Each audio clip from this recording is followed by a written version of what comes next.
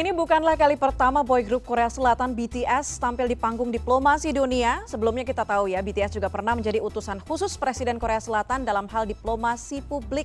Termasuk diantaranya hadir dalam pertemuan internasional berskala besar seperti sidang Majelis Umum PBB. Kita bahas hal ini bersama dengan Dari Naufal Mulyaman, dosen HI Universitas Kristen Indonesia dan Research Fellow dari Inadis. Selamat malam Pak Dari. Malam, Mbak Puspa.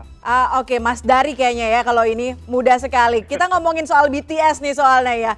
Jiwa muda yang terlihat sekali di White House. BTS diundang ke sana dalam rangka kampanye melawan sentimen anti-Asia dan juga kebencian terhadap Asia di sana. Kalau Mas Dari lihat sejauh mana kehadiran BTS ini bisa efektif mengurangi sentimen anti-Asia Amerika yang sudah lama sekali memang jadi membudaya begitu di sana. Oke, mungkin kalau untuk efektivitas itu belum bisa diukur gitu ya, karena kan baru menjadi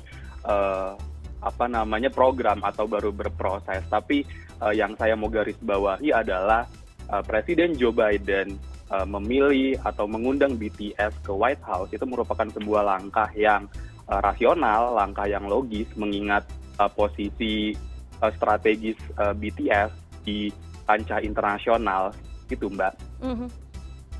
Nah, kalau ngomongin soal diplomasi, kemudian melihat kehadiran BTS dan juga bertemu dengan Presiden Joe Biden, perspektif diplomasi apa sebetulnya yang bisa didiskusikan antara public figure seperti BTS dan juga Presiden Amerika Serikat Joe Biden?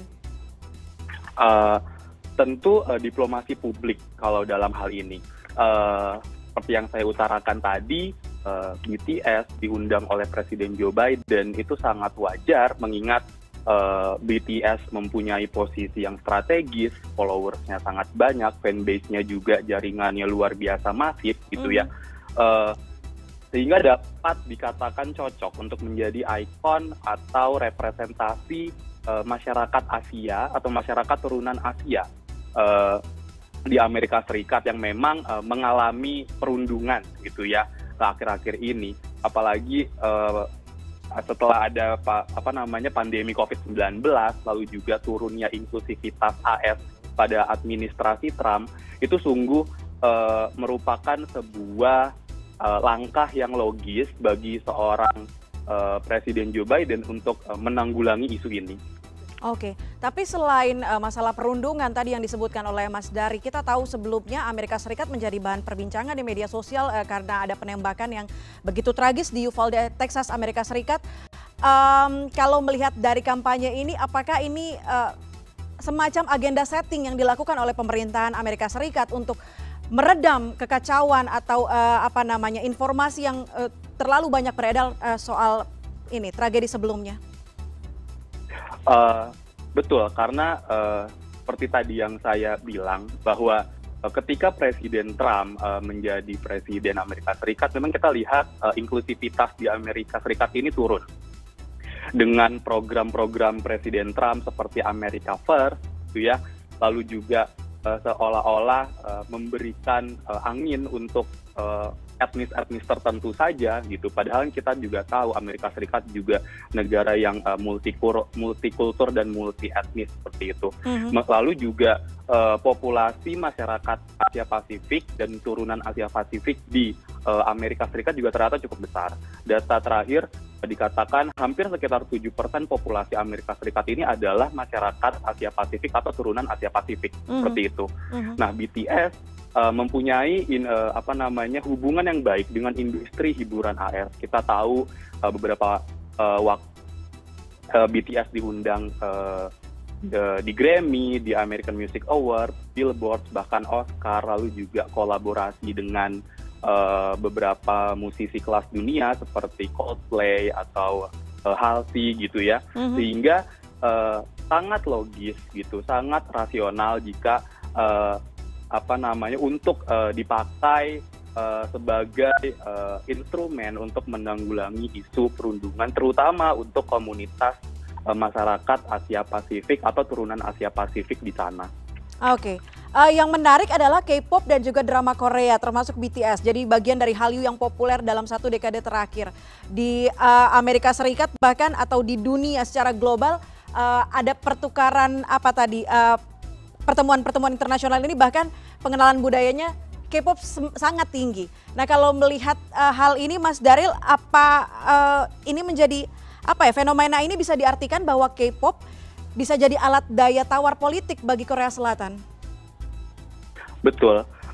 Memang seperti kita tahu juga Korea Selatan secara sumber daya alam memang tidak sewah seperti misal negara kita gitu ya. Banyak komoditasnya itu ditopang oleh komoditas manufaktur.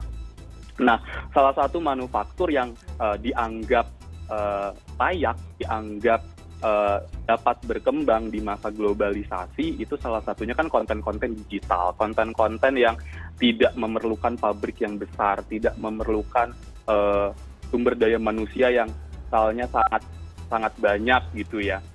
Sehingga akhirnya Korean Wave ini yang tadinya hanya mungkin menjadi komoditas publik Korea Selatan gitu ya, tapi disokong oleh modal yang besar gitu, lalu juga sinergi antara swasta dan pemerintahnya juga baik, akhirnya dipakai oleh Korea Selatan untuk menjadi alat tawar mereka di geopolitik internasional seperti itu. Kita juga tahu Korea Selatan merupakan negara yang ya bisa dikatakan kecil gitu ya secara wilayah. Tentaranya juga lebih banyak bersinergi dengan sekutu-sekutunya seperti Jepang dan Amerika Serikat untuk misal let's say menghadapi Korea Utara. Nah, Korean Wave akhirnya menjadi sebuah alternatif gitu untuk merepresentasikan bahwa Korea punya andil, Korea punya daya tawar, dan ini sebetulnya sudah sistematis di dalam pemerintahan Korea, bahkan kalau bisa dibilang mungkin semenjak Presiden Im Young Bak waktu itu. Mas dari terakhir belajar dari pertemuan BTS dengan Presiden Amerika Serikat Joe Biden, kita seberapa jauh harus mengejar hal tersebut supaya Indonesia, mungkin industri hiburan Indonesia bisa melakukan hal yang sama seperti industri hiburan di Korea Selatan? Yang pasti sinergi antara swasta dan pemerintahnya. Kalau misal kita melihat dari apa yang sudah dilakukan Korea Selatan, ide-ide itu sebenarnya sudah ada. Ide-ide itu sudah ada, cuman mungkin kapabilitas materinya agak jauh berbeda. Korea Selatan kita tahu mereka banyak investasi besar-besaran di riset, investasi besar-besaran di inovasi, lalu juga akhirnya sinergi itu terwujud dengan natural, gitu.